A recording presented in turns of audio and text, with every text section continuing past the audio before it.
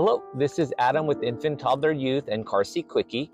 In today's video, we're going to talk about the Britax Poplar and how to do a rear-facing installation with the lap and shoulder belt. Now remember, this is just a general installation video. The install in my car may not be the same in yours. So always check the manual of your car seat and your vehicle seat so you make sure that you're following all the rules and making sure you're doing everything correctly. Now, for Britax, their car seats are color-coded to help make things a little bit easier. Everything green is for front-facing, so this is where a belt path goes, and the white ball has to be somewhere in the green range for recline. Now everything blue is for rear-facing. The seatbelt's going to go between the blue, and the ball has to be somewhere in the blue range in terms of recline. So the first thing we have to do is adjust the angle. Right on the very front of the car seat here, there's a tab. If you squeeze it, you're actually able to adjust the different recline positions.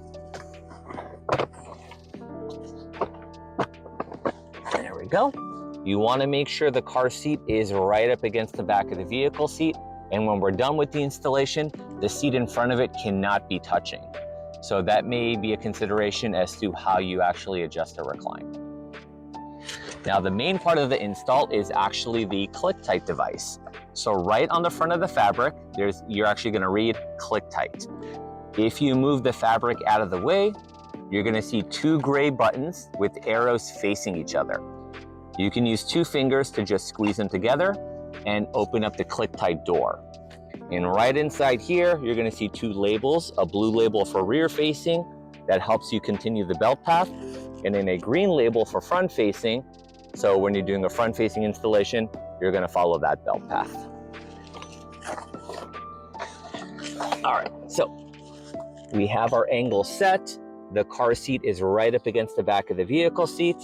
And what we're now going to do is we're going to grab our seat belt and we're going to follow the blue rear facing belt path. So over on this side, both the lap and the shoulder belt are going to slide between the two blue arrows. We're going to go underneath the click tight door. On this side, we're going to make sure both seat belts are going through the blue belt path for rear facing.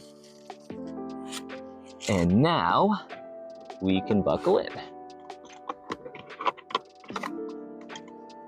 Make sure the seat belt is not twisted or tangled. Now that the seat belt is buckled in, we can start to tighten it. You want to grab the shoulder belt and you want to pull it away from the buckle. As you're pulling on that seat belt, you're using your other hand to slowly rock the car seat from side to side. You're going to feel the car seat wedge into the vehicle seat little by little.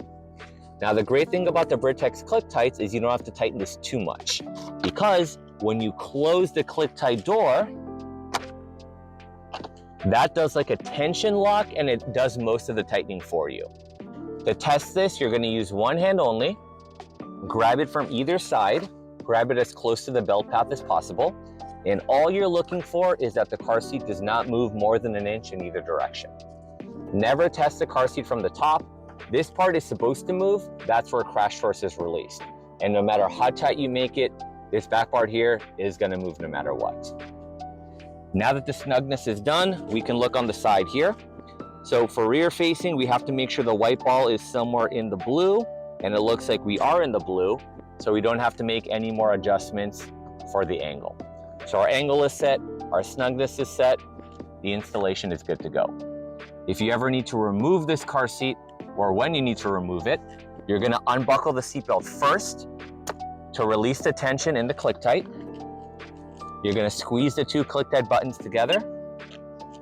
And when this door is open, you can now release the seatbelt. So that way you can remove it. You can also follow these steps to change the angle of your car seat. Once you've got your angle changed, you just reinstall it just like the steps we went over. So hopefully this helped. I'll see you next time. Bye. Thanks for watching the video. Don't forget to follow, like, and subscribe to support the channel. We'll see you next time.